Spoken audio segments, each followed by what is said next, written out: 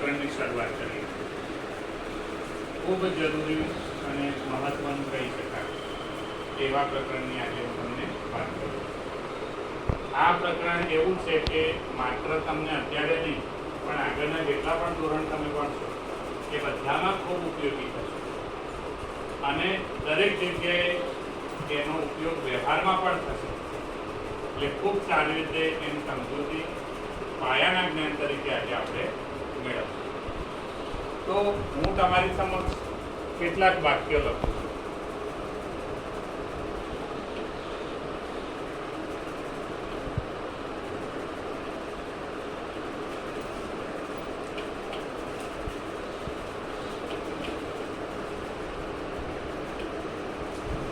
આ એક વાક્ય છે, સૂર્ય પૂર્વમાં ઉગે છે. આ એક ઘટના છે, એક ઘટના. હવે આ ઘટના એક ઘટના, બીજી ઘટના.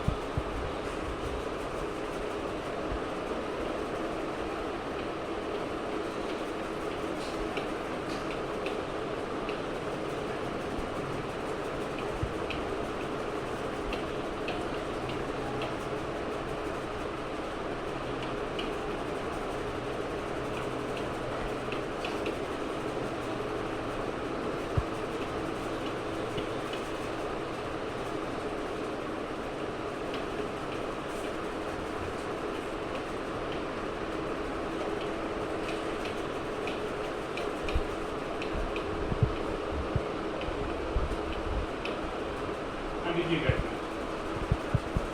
શું લખ્યું છે? લાલ રંગના દડા ભરેલા કોથળામાંથી એક દડો લેતા તે પીળા રંગનો આવ્યો. કોથળામાં લાલ કલરના દડા ભરેલા, બરાબર છે. આ એક બીજી ઘટના. હવે આ બે ઘટના વિશે તમે શું વિચારી શકો? પહેલી ઘટના આપણે ફરીથી લઈએ કે સૂર્ય પૂર્વમાં ઉગે છે. કેવી છે ઘટના?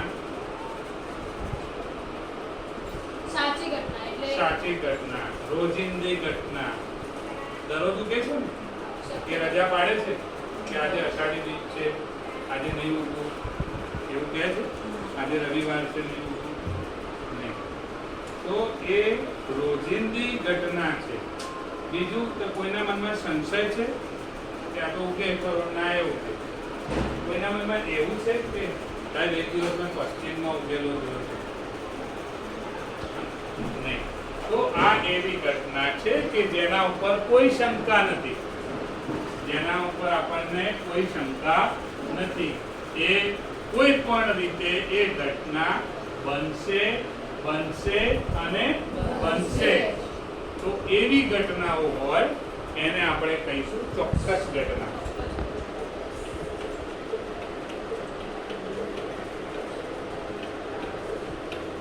આ ચોક્કસ ઘટના.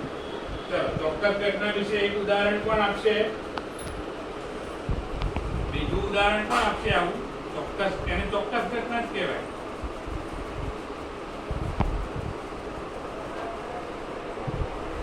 એક મિનિટ પેલા તો સૂર્ય પશ્ચિમ દિશામાં આથમે છે. બીજું એ જ હતું. પહેલી ઘટના જોઈ, સૂર્ય પૂર્વમાં ઉગે છે, એના ઉપર કોઈની શંકા નથી, એટલે એને આપણે કહીશું ચોક્કસ ઘટના. બીજી ઘટના છે, લાલ રંગના દડા ભરેલા કોથળામાંથી એક દડો લેતા તે દડો પીળા રંગનો આવે. તો આ શક્ય છે? આ ઘટના શક્ય નથી. અને જે શક્ય નથી એને કેવી ઘટના કહેવાય? અશક્ય ઘટના. Very good. તો અશક્ય ઘટના.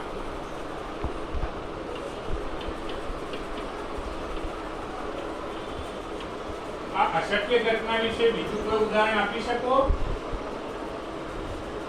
બોલો બેટા. ઝાડ એક જ દિવસમાં ઉગી જાય છે, શક્ય છે? Very good. હાથી આકાશમાં ઉડે છે, ઉડી શકે? ના. નીચે ઉડી શકે? સિંહ શાકાહારી છે.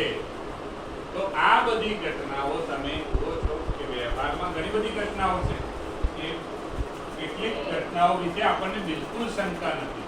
એ ઘટના બને. તો જે ઘટના નિયમિત રીતે થતી હોય એના વિશે આપણને કોઈ પણ પ્રકારની શંકા ન હોય તો એ ઘટનાને ચોક્કસ ઘટના કહીશું. અને જે ઘટના આપણે એમ પણ કહી શકીએ કે આ ક્યારે ન બને, પેલી બેને સરસ ઉદાહરણ આપ્યું, હાથી આકાશમાં ઉડે છે, એ ના ઉડી શકે. એ ઘટના શક્ય નથી. લાલ દડા ભરેલા કોથળામાંથી એક દડો લેતા પીળા રંગનો દડો આવે છે, એ પણ શક્ય નથી. આ ઘટનાઓને અશક્ય કહે. કેટલીક ઘટનાઓ એવી હોય કે જે આ બંનેની વચ્ચે આવતી હોય. એટલે એવી ઘટના તમને એક ઉદાહરણ આપું.